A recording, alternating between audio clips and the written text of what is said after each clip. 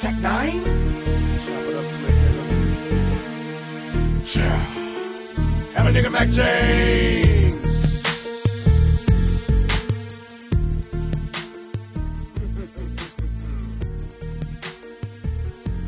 Bringing that misery.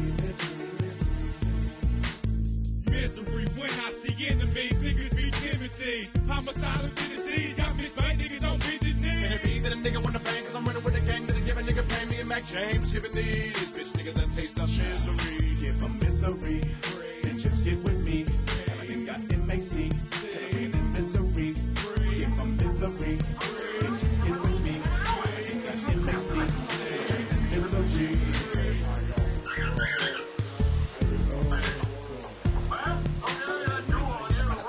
Nigga, what? My murderous niggas heard of this verb that I serve in this shit. I switch word into the curve with this H. This nigga might be twisted, but bitch, we got this shit twisted. Misery nigga, so what you giving me? Nigga, nothing but witchery, nigga. Millimeters to kill, I'm bow down to a nigga right now for the sound. Hold up. Nigga came to the club and he found us. All behind a nigga back trying to down us. I don't want the nigga better live around us. You the holy type of bandit, nigga. I'm a killer on candid. Second nigga, I'ma be the omega, believe I'm dead. Bomb that landed on your set, could you call me Satan? When I look at you, I see skull chips dipped in ranch dressing, lemon chicken with a side of intestines induced vomiting backwards digestion. Oh my God, we are going on a real vacation. The only goo you're gonna see is good times. It was a stretch, but I made it work, didn't I, kids? No. That's right.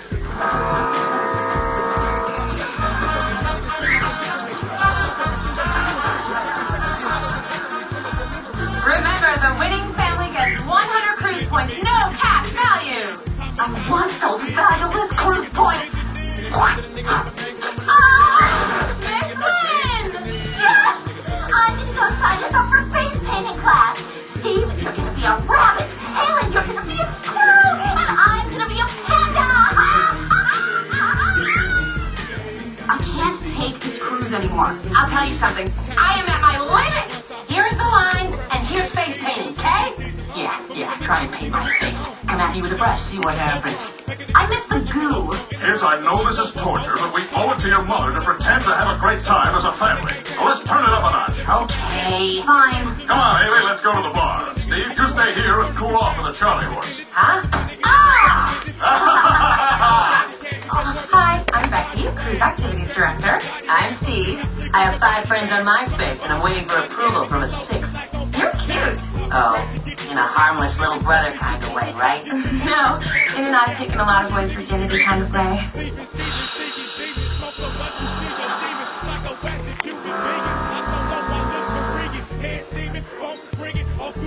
What a day for our family. You guys sure are having a good time. Of course we are. That's what families do. Have good times. It's a family. Family. Francine, guess what tonight is? Sunday. We're about to finally have that special Sunday night dinner you wanted. Hi, Steve. Want to introduce me to your family? Family! Why didn't you guys do it that time? I thought we were done with it. Hey, everyone, this is Becky. She works on the boat. Your fun is 14 going on me. Okay, something's not right here. You're all too happy, you keep yelling family. Family! How's it feel? Not so good, huh? And now a thin girl is crazy for Steve? I don't buy it. You put me in the goo again. Francine, I swear on the lives of our future grandchildren that only Steve will be able to give us. This is real. And now, ladies and gentlemen, Fantastic Cruises Dinner Theater proudly presents some poor soul on the downswing of their career doing a tribute to Olivia Newton-John.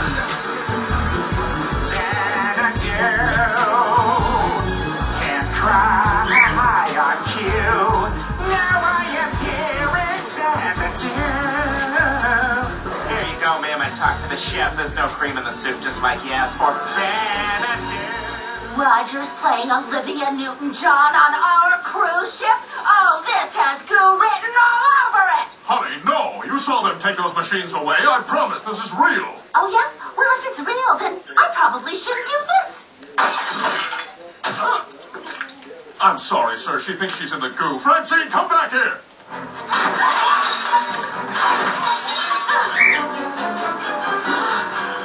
Mom, get down from there! I'll see you all in the living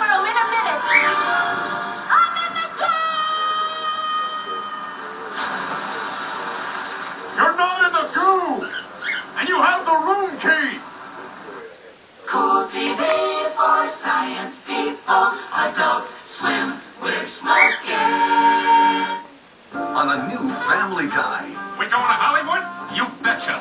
Peter becomes Tom Tucker's agent. Oh, here it is. Here comes my part. Excuse me, looking for Ed Manzelli?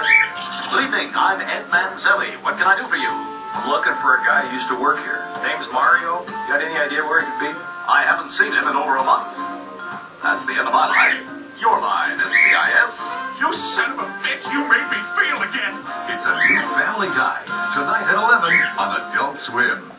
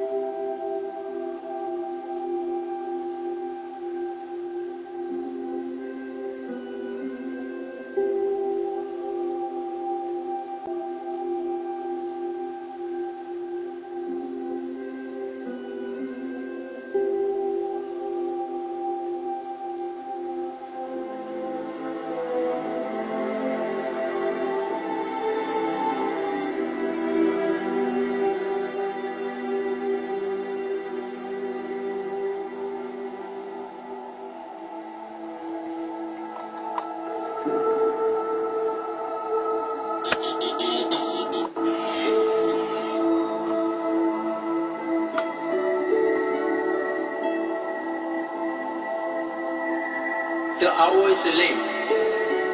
It's time to decide.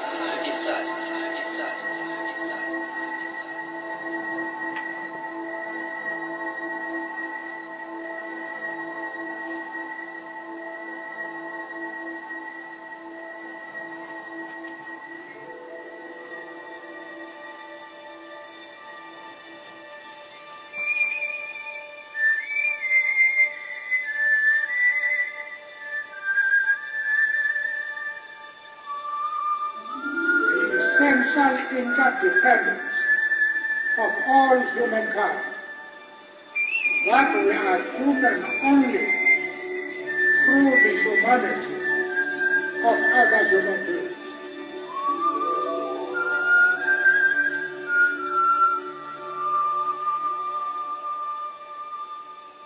Time evolves and comes to a place where it renews again. There is first a purification time, then there's renewal time. We are getting very close to this time now. What we need is not division, but is love and wisdom and compassion toward one another. As we end this great fifth world age and find ourselves now at the beginning of the sixth world age of humankind. A choice right now. Between fear and love. We can speak about the essential goodness of all human beings. We've been through rough times. The bad, the evil, doesn't have the last word.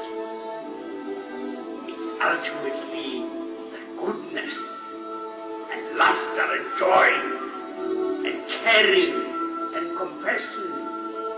Those are what are going to prevail in the end.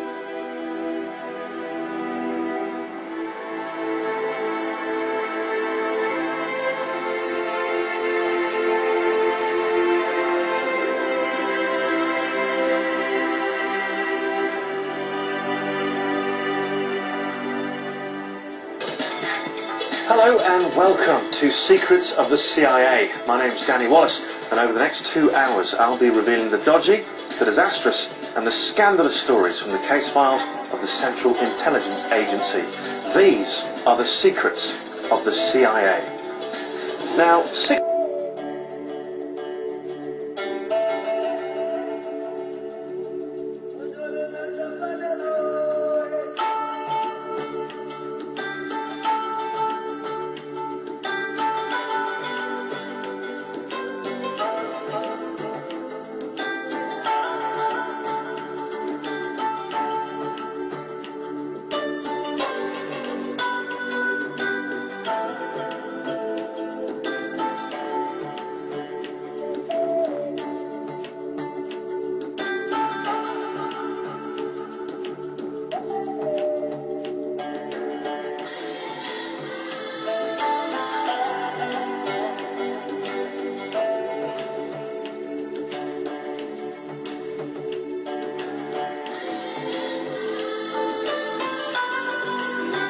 the enemy has turned more and more to the use of terror and murder as a way of maintaining its grip on the people, hoping to intimidate them into support as the voluntary support weakens. frustrated by the Army's lack of success in Vietnam, President Lyndon Johnson turned to William Colby, the director of the CIA, for a top-secret answer to the Vietnam problem. The CIA's idea: wet jobs.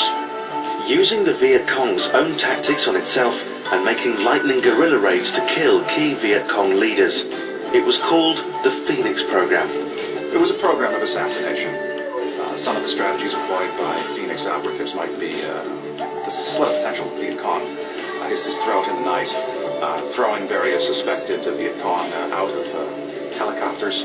You got two of them, you get one of them to talk by throwing the other one out of the helicopter to his death, starving the suspected Viet Cong operative to death. A lot of procedures that, while they were excused at the time and in retrospect by people as being absolutely necessary, given the ugly nature of the conflict, I think it's easy to see why so many Americans were uncomfortable with this program and why it became a target for anti-war critics at the time. I saw other interrogations to describe them briefly. The use of the insertion of a 6-inch dowel into the semicircular canal of one of my detainees' ears and the tapping through to the brain until he died. My verdict on Phoenix would be no, it didn't work. It didn't work, first of all, because obviously the United States lost the war. The Viet Cong infrastructure was not eliminated. Even more than that, I think it turned many Vietnamese against the United States. When they saw the tactics being employed, either by Americans themselves or by South Vietnamese who were drawing their paychecks from the United States, I think it killed our image. William Colby, the head of the CIA, later testified before the U.S. Congress that there were more than 20,000 extrajudicial executions done by the United States in the Phoenix program. That's to say, we summarily executed more than 20,000 people. How many roughly would you estimate were eliminated? Some 28,000 had been captured, some 20,000 had been killed, and some 17,000 had actually rallied by that time. All the leaves are brown, leaves are brown, and the sky is gray, and the sky is gray. The Phoenix Program was a disaster on every single level. It horrified the American public and helped turn them against the war.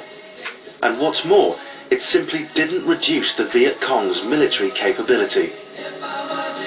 The prospect of a ceasefire hasn't made the position of the Vietnamese in the battle areas any easier. Indeed, it's made it much more difficult. The impact of the Vietnam War in America was absolutely colossal. It was the one war that the Americans actually lost. And that was a huge shock to the system.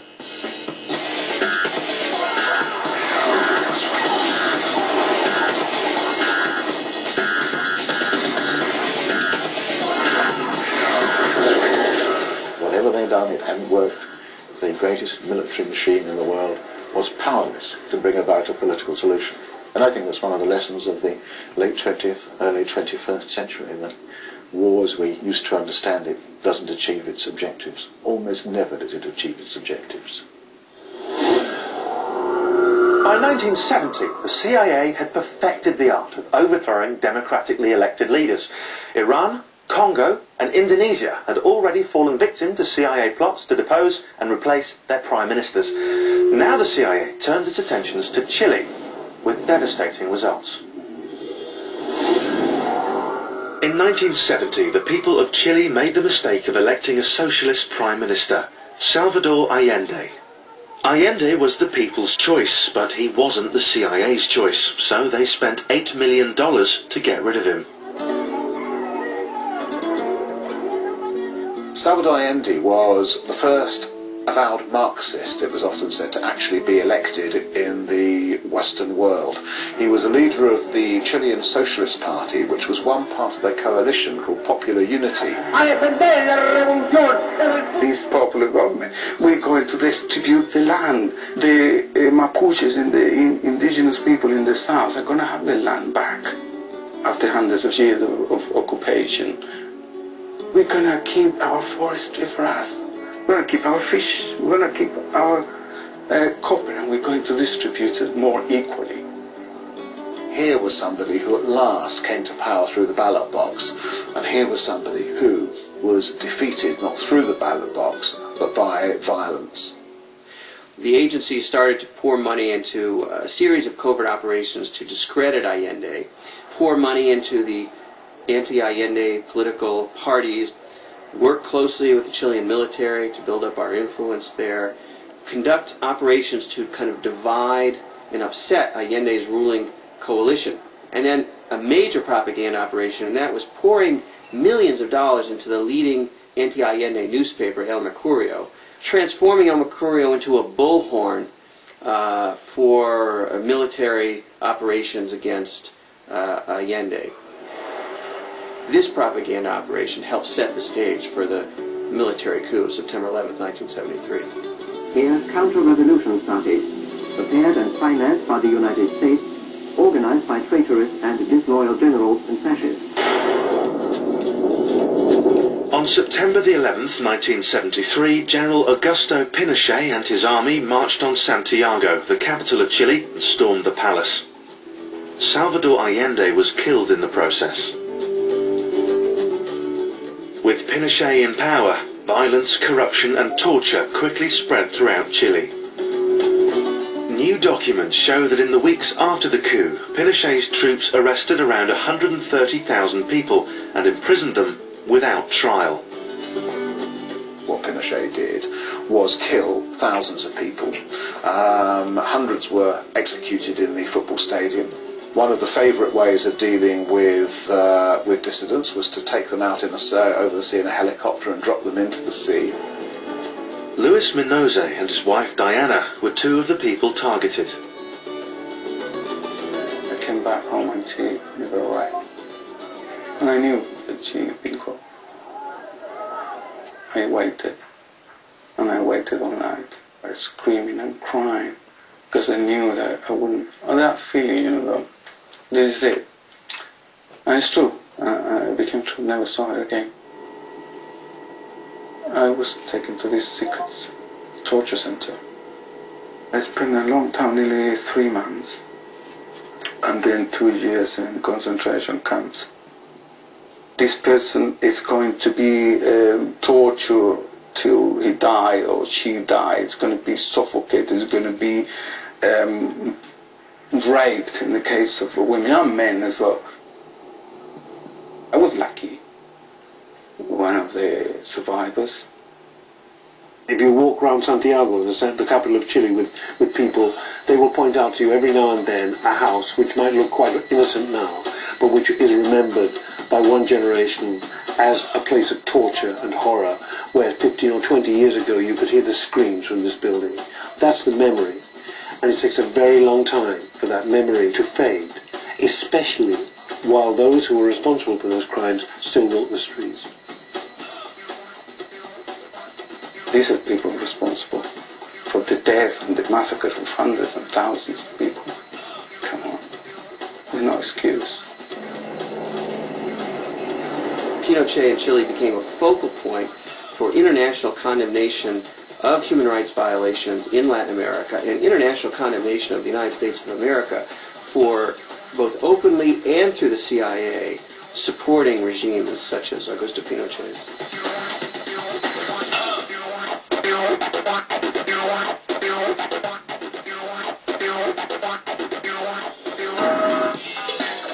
Hello, my name's Danny Wallace and this is Secrets of the CIA. We're taking a look through some of the CIA's biggest operations from the last 60 years and how they've helped shape our world. By 1970, the CIA had spent nearly 10 years in Southeast Asia. It had already played a substantial role in Indonesia, Laos and Vietnam, and now the CIA focused on Cambodia. Cambodia was a hot spot at the time because of the ongoing war in Vietnam right next door. Prince Sihanouk, Cambodia's ruler, wouldn't play ball with the Americans and join in the Vietnam War. He was determined to stay neutral. Cambodia would not open its doors to American troops. So the CIA did what it always does in these situations. It found someone who would let them into Cambodia and then help them into power. And this person was Lon Nol, a Cambodian general. On March 16th, 1970, Lon Nol and the army staged a coup in Cambodia with the full knowledge of the CIA. It's hard to comprehend the level of the military misfits who took over Cambodia under this man called Lon Nol. He was out to lunch when it came to running a war. No doubt the CIA would whisper in his ear every day, or the American military mission would pass over their intelligence reports about deteriorating situation on every front. Lon Nol preferred the tea leaves. He was that out of touch. Despite Lon Nol receiving the best help the CIA could offer, he just wasn't very good at government. The CIA had chosen another dodgy leader and left Cambodia to face the consequences. With Lon Nol in charge, the economy failed, people went hungry, and the south of the country got bombed by the Americans.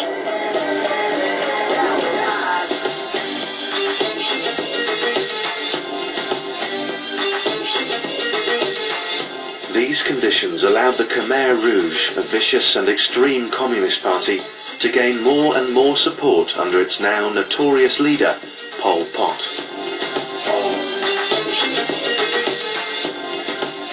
In March 1975, the Khmer Rouge invaded the capital of Cambodia, Phnom Penh, and overthrew Lon Nol and his government. We leave a capital swollen with refugees. Nearly 2 million people are now concentrated in Phnom Penh. In 5 years, the men who overthrew Prince Sihanouk have lost the war.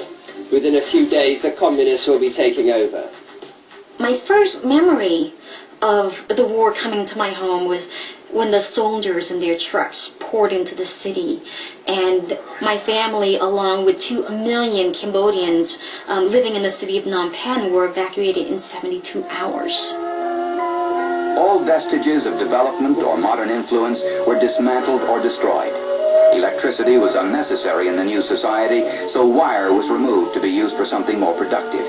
The Khmer Rouge wanted to create this pure, new, utopian agrarian society. And all those people who weren't farmers were a danger to this new society.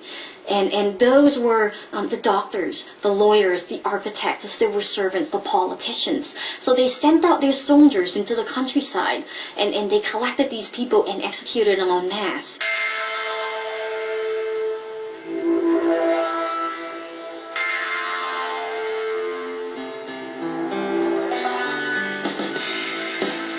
The 3 years, 8 months, and 21 days of Khmer Rouge rule claimed the lives of 1.7 to 2 million Cambodians. Among the victims were both my parents, my 2 sisters, and 20 other relatives.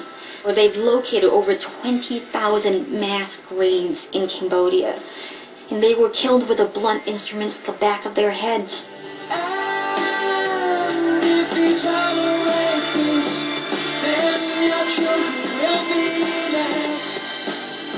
The CIA was one of those elements trying to prop up the American position, but as an attempt to implant American democratic values in Indochina, it was rubbish, it failed.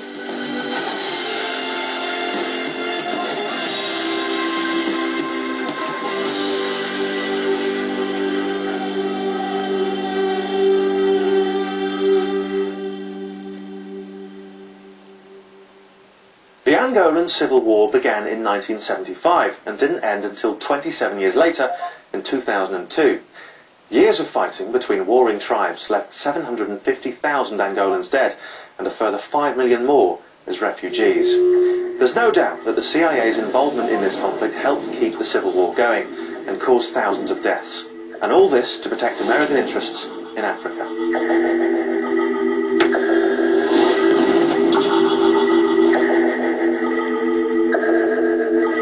Angola was one of the few examples of U.S. interventions where the Soviet Union was actually involved. There were 3 guerrilla groups fighting against Portuguese rule for many years. The Soviets were backing one of them. The U.S. and China were backing the other 2. And it turned out to be one big horror.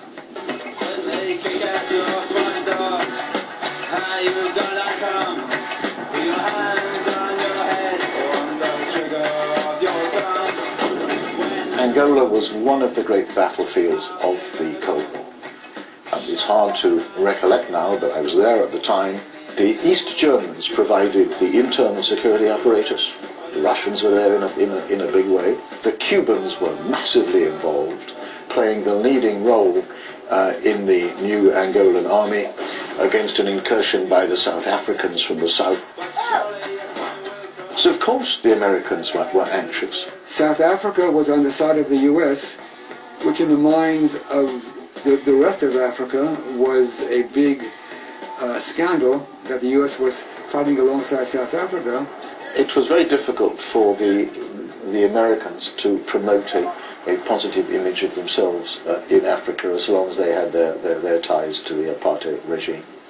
So the Americans were never going to be popular in Africa as long as that situation prevailed.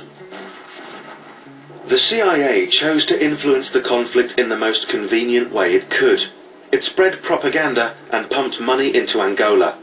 Millions of dollars were provided for mercenaries and nearly 100 agents were sent to the country.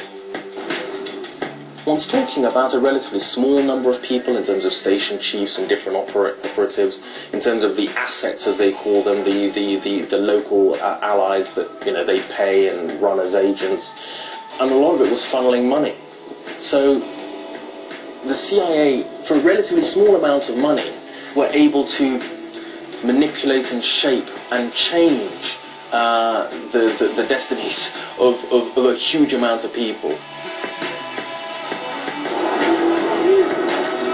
The Civil War in Angola was the longest running war, I believe, anywhere in the world in the 20th century.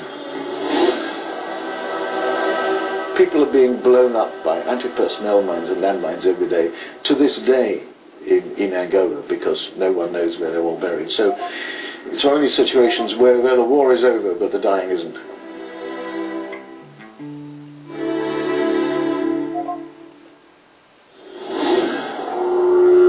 The CIA is meant to have eyes and ears everywhere. Their reason for being is to know exactly what's going on everywhere around the world at all times, ever. But more often than not, the CIA's intelligence lets them down. In the 1970s, the CIA thought Iran was a success story. Back in the 50s, they'd installed the Shah of Iran into power and had spies running all over the country. But the spies didn't do a very good job. The CIA had no idea whatsoever that one of the biggest events of the late 20th century was about to occur in Iran. In February 1979, the Iranian people staged the first ever Islamic revolution, which not only changed the face of Iran, but changed the face of the entire Middle East.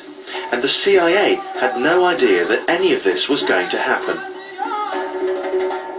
Iran was a major warning, but Iran was also a major intelligence failure. And at least CIA Director Admiral Turner at that time very honestly admitted that this was a failure that he couldn't even understand.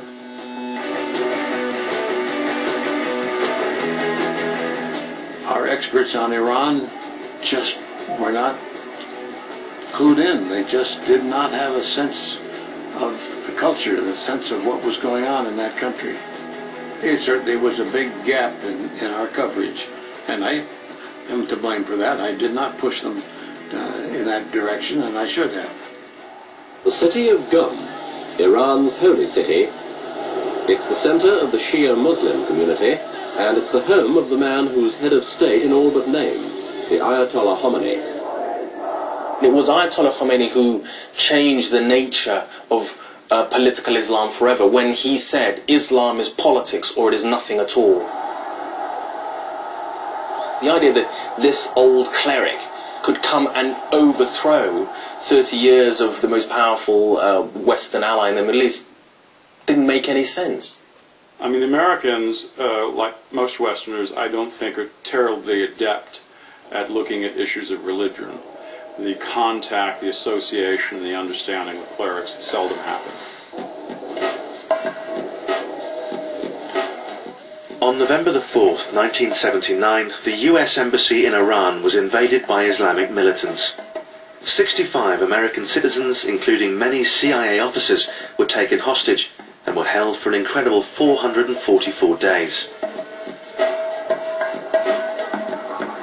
By failing to understand the degree of hatred of the people in the streets, I think they failed to predict the invasion of the embassy and the hostage-taking crisis, which was probably one of the most humiliating things that the United States had to face, and it really brought an end to the Carter administration. A top-secret military mission to rescue the hostages, which had been planned by the CIA, collapsed in failure and caused the deaths of 8 American soldiers. It was unbelievable that such things could happen to the USA, the world's greatest superpower, and the impact is still being felt today. The Americans have still got this dream about being American, and what the Iranians did in that siege was to humiliate people who don't believe they can be defeated. And the Americans have never got over it. They have never got over it. Now, when things go wrong at the CIA, they go wrong in a pretty big way. And one of the very public mistakes they made in the 1980s ended up becoming the biggest political scandal of Ronald Reagan's presidency.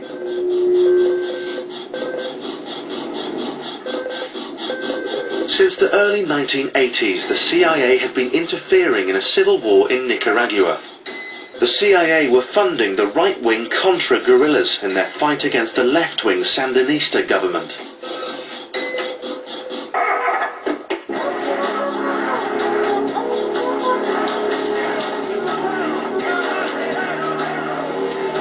Here was a movement with mass popular support that had overthrown a peculiarly vicious and vile dictatorship, a dictatorship which nobody in their right mind would defend.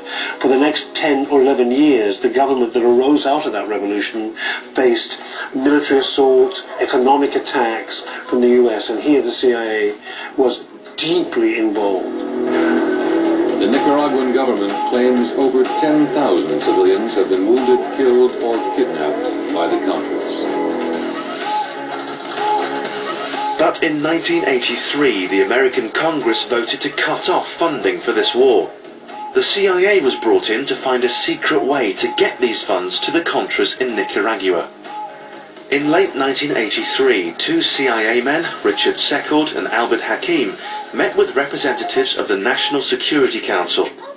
They came up with a plan to fund the Contras, which united their new friends in Nicaragua with their old enemies in Iran.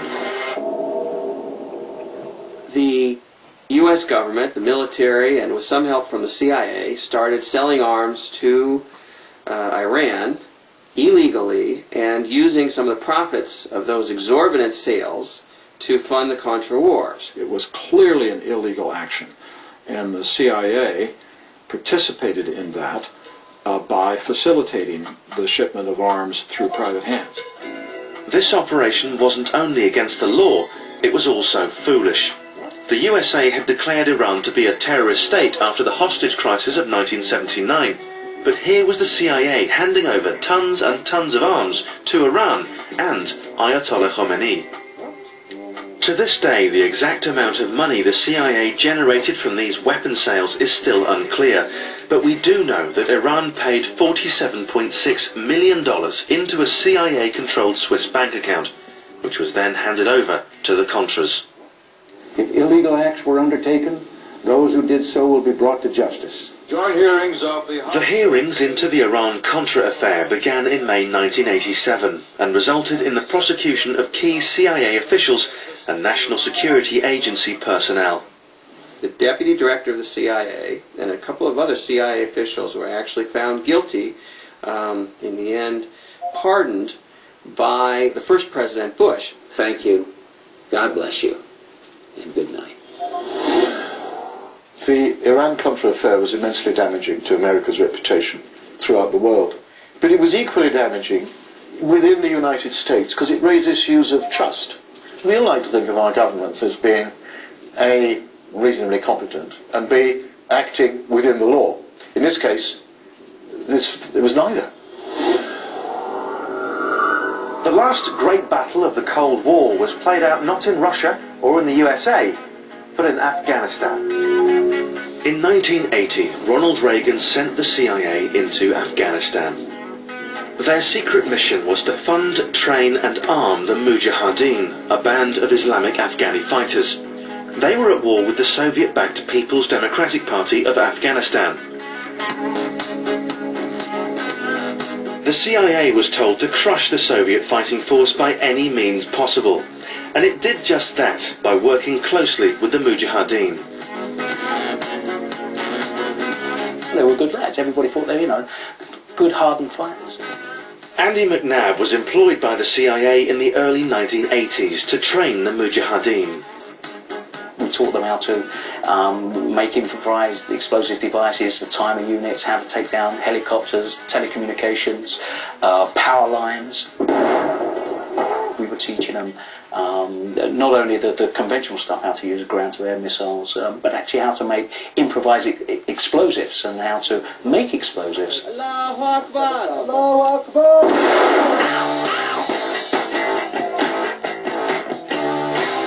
Money talks all over the world. It talks even louder in some of the countries that the CIA have to go and operate in. And they do carry around large bags of large denomination dollar bills. You can't get the exact total of money the Americans spent to help the Mujahideen defeat the Soviets, but it's around the $3 billion mark. I was in the most realistic sense the 19th century British political agent and quartermaster. And so I delivered 60,000 tons of ordnance. I spent a lot of money every month unilaterally providing it to Afghan commanders throughout Afghanistan. I could get on a secure radio link and say, Joel, get your stuff. And they would come back and say, get our stuff. Milt Bearden might have thought funding and arming the Mujahideen was a good idea, but many of his fellow CIA officers didn't agree. I myself had a conversation with Milt Bearden, who was the CIA operative who was controlling this operation, and I said, Bearden, what are you doing? You're giving this weaponry to the most fundamentalist people of them all. This is not going to work for U.S. strategic interests over the long term. And I thought Bearden's reaction was interesting. He said to me, look, we just passed them the weapons, and we let God sort it out. Well, God sorted it out, and we're still dealing with that problem now. Let me tell you, we never gave a single penny to a single Arab group.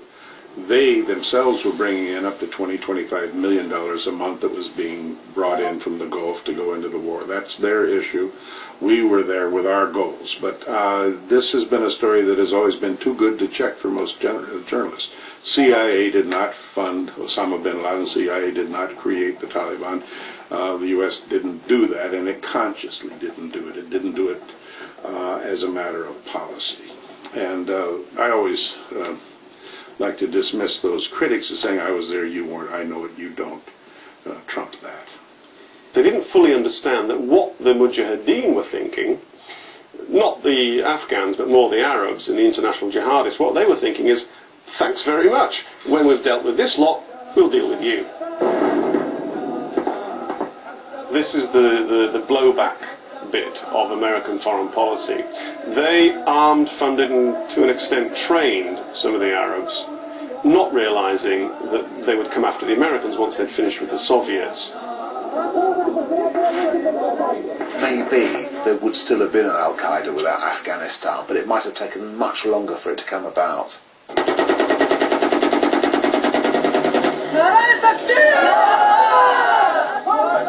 Once the Mujahideen won its war against the Soviets, the CIA upped sticks and left Afghanistan. The CIA men had accomplished their covert mission, and they didn't care what happened to Afghanistan after they left. When the Soviets finally withdrew, the Americans effectively withdrew their interest in Afghanistan. They ceased to be concerned about what happened to it, and far from continuing to intervene, they effectively left the field open for the Taliban to come in with the consequences that we understand.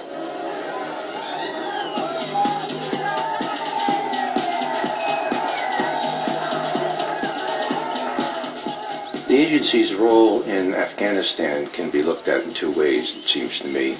In a short-term perspective, sure, the agency drove the Russians out. But over the long term, well, you know, it's big trouble with the Islamists. There are 1.3 billion of them now, and they're all very mightily upset with us. Every spy organisation's worst nightmare is the discovery of an enemy within the agency. I don't need to tell you that. Moles, double agents and defectors can inflict massive damage on the country they're meant to be working for. And the CIA has first-hand knowledge of just how damaging an enemy within can be. You never think there's a spy in your neighborhood. On February 24th, 1994, Aldrich Ames, the CIA Soviet expert who'd worked at the CIA for nearly 30 years, was arrested with a suitcase stuffed full of cash and a plane ticket to Russia in his pocket. As the case unfolded, the CIA discovered that Aldrich Ames had been spying for the Soviets for nearly 10 years. And the information he provided to the KGB left the CIA in a state of chaos which they're still recovering from today. One thing that everybody has learned throughout history is that if a person is dedicated to betraying their country, while they may eventually be caught, it takes a while. There's no immediate solution. There's no magic truth detector. There's no truth serum. There's nothing that can solve the problem immediately. I met a handler who was handling Aldrich Ames in the early 90s. And this handler believed that with the information being provided by Ames, the Soviet leadership could change the course of events in the Cold War with the United States. So the stakes were high. Ames had one of the most sensitive jobs in American intelligence, serving for 3 years as chief of the CIA office charged with protecting CIA operations from the KGB. Understandably, this is the one place the CIA couldn't afford to have a spy. Yet Ames continued to pass top-secret information to the Soviets for years, and the KGB paid him handsomely for it. Money don't get everything, it's true. What it don't get, I can't use. I want money. Ames had no ideology. Ames did this because he thought he should be making more money. He wanted nice cars, he wanted a nice house, he wanted a lifestyle that he wasn't able to earn on a government salary, and he believed that by handing over information that would bring him a fortune, and in fact it did. It was in excess of $2 million and probably closer to $2.5 million, which would have made him probably the highest paid spy in history. He traded people's lives for $2.5 million. He pled guilty, he received a sentence of life imprisonment without parole, and he's currently serving it today. Aldrich Ames was responsible for a number of the CIA's most important sources in Russia and the Soviet Union being compromised, caught, and executed. His dreams caused the death of these people as surely as if he had pulled the trigger. This was a major intelligence disaster, and the response of the CIA to those disasters was really almost tragic. It was unable to figure out for many years how it was compromised, how it was penetrated by the Russian intelligence service. For more than 10 years, Aldrich Ames handed over hundreds of secrets to the Soviets, and no one in the CIA had any idea he was a mole. Aldrich Ames was unquestionably the most damaging spy that the CIA ever experienced. It destroyed morale within the agency, and it caused damage that is lasting to this day. The fact that he was able to betray so many great assets in the Soviet Union is despicable. He had a huge betrayal inside. And the turmoil from that is goes on till this day.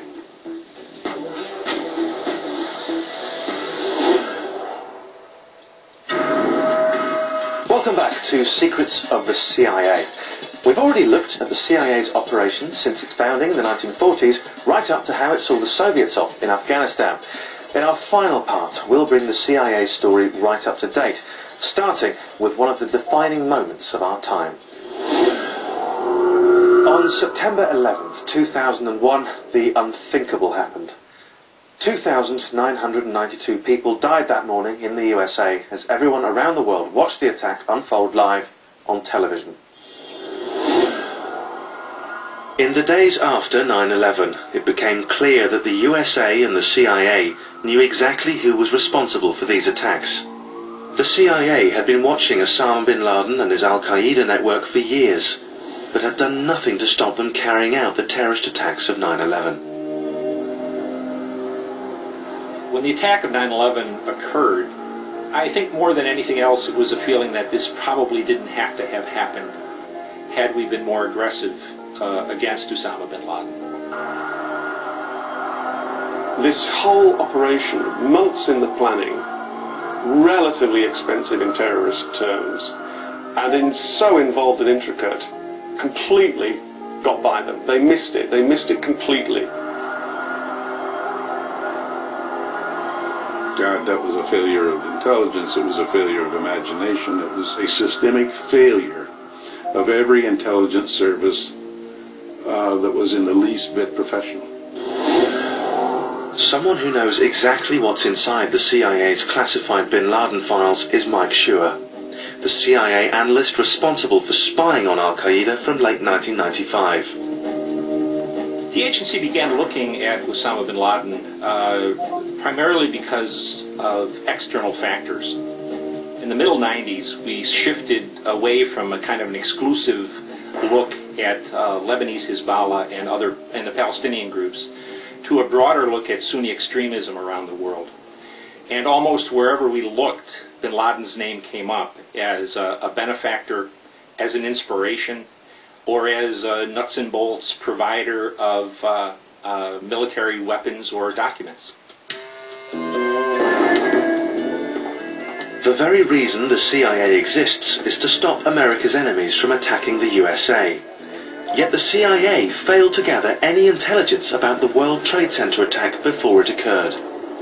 Bin Laden pretty much set it out what his strategy was going to be against the United States. There weren't a lot of surprises in bin Laden. So when you look at the analytical work of the CIA ultimately, and the failure to realize the role of Al-Qaeda in 1993 in the World Trade Center, and the fact that bin Laden always bent back to his failures to try to get it right, you have to wonder how in the world did this intelligence failure take place? Incredibly, this wasn't the first time allies of Osama bin Laden had tried to blow up the Twin Towers. Back in 1993, Islamic terrorists bombed the World Trade Center, killing 6 people and injuring over 1,000 more. Yet the CIA still had no idea what was coming on 9/11.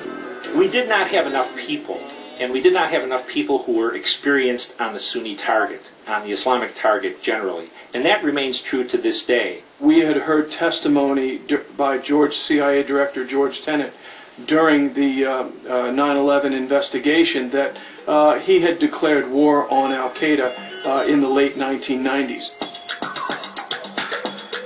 However, the investigators were able to uncover that he had only applied maybe one or two or as many as half a dozen analysts. So one has to question what kind of war that was. By assigning only a few people to the Al-Qaeda investigation, the CIA made a huge mistake. But it wasn't the CIA's only error in handling the Bin Laden case. They simply didn't have enough Arabic speakers. They didn't have enough Arabic speakers, crucially, on the ground in the Middle East. And they didn't have enough that are listening to all the stuff, and reading all the stuff, and analysing all the stuff. And so in that respect, they were blind. They learned the hard way. It's no good watching from a satellite and listening from the radio bug. You've got to have more than that. They are only just now beginning to start to infiltrate. They're paying lots of money to people, and they are getting sometimes fairly good information, but they're starting from 911, when of course we now know they should have started in the early 90s. If the CIA failed to spot 9/11, then you have to ask, will it be able to do anything to stop the next attack? At the end of the day, law enforcement and the CIA is faced with an impossible task because no one has moved forward in protecting the borders of the United States. It's very unlikely we can stop the next attack in America. When Bush and Blair proposed the invasion of Iraq back in early 2003, both leaders insisted the only reason for the war was to stop Saddam from using his weapons of mass destruction on the rest of the world.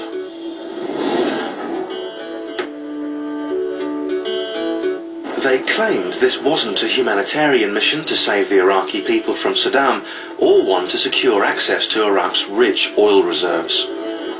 My fellow citizens, at this hour, American and coalition forces are in the early stages of military operations to disarm Iraq, to free its people, and to defend the world from grave danger.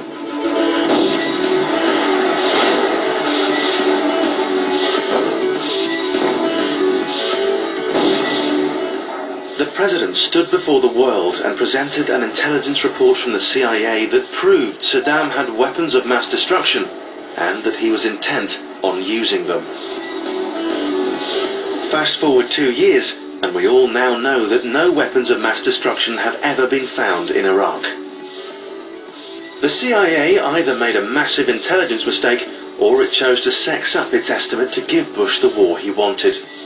The story is still unfolding.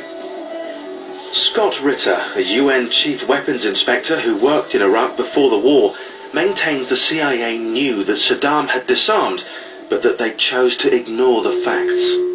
Weapons of mass destruction was a fantasy. We had accounted for the production equipment. We had accounted for the spare parts. We had accounted for the missiles. And yet when I briefed the CIA, they rejected it.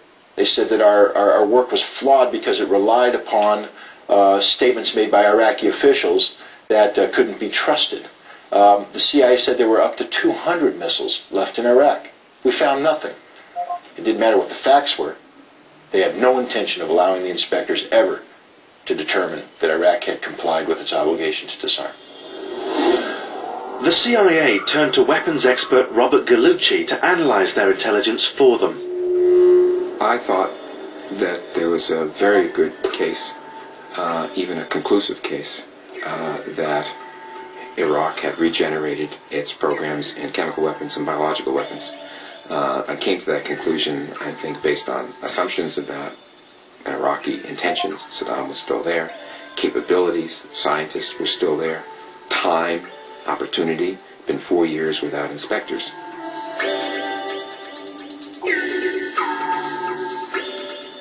The way in which the intelligence services looked at the Saddam Hussein regime was as the type of regime that lied about whether it had weapons of mass destruction or not.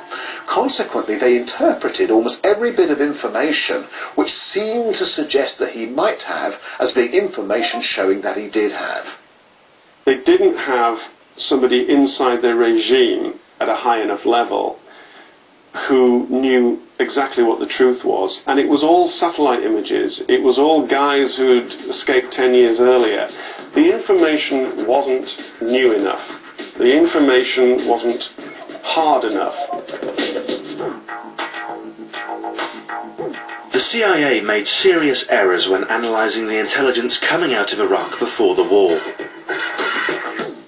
What we had is the CIA lying, cheating, and deceiving the American people itself for the benefit of the president. And that's a violation of the moral compass of the CIA, if there is indeed a moral compass at the CIA. This is wrong. Nowhere in the CIA's program does it say, thou shalt tell the big boss that which he wishes to hear. And if that is what the CIA now does, then they can boil it down to one person. You just hire a yes man, he can walk around telling you what you want to hear.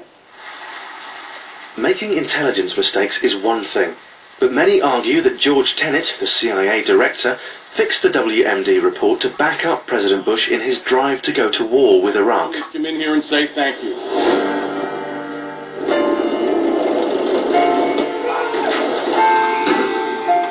There's no way the director of the CIA could have believed any of the intelligence information they had out there that there were weapons of mass destruction in Iraq.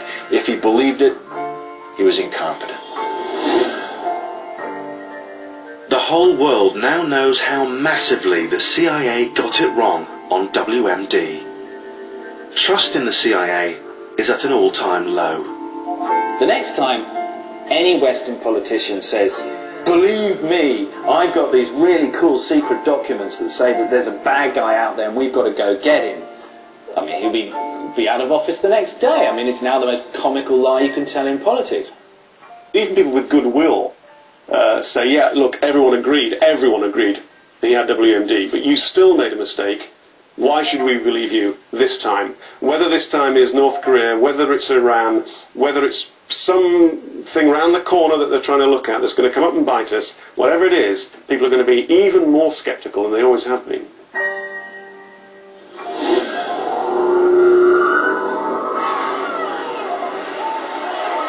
The threat to this country, the threat to the world, is terrorism. And the antidote to terrorism is intelligence. We're at war with Islamist extremists, and in war you have to take some extraordinary measures in order to be successful. They simply have to be dealt with. The Osama bin Ladens and the cells of people that are still out there. They just simply have to be removed. The CIA is going to target someone. If there's going to be an assassination plot, we're going to bloody our own image around the world and create more terrorists. When you have an agency that operates in the dark, you are going to have extraordinary abuses of power. The truth is that people are dying in our name, people are getting murdered in our name, people are being experimented on in our name. No, no, no! The CIA, as it's currently manifested, not be tolerated. It must be done away with. We would be better off today just doing away with the CIA and starting over. It's a deadly subversive cancer of corruption and incompetence within American society, and as a projection of that society overseas. It's an enormous danger. I'd have to say, unless we have a second 9/11, the odds of you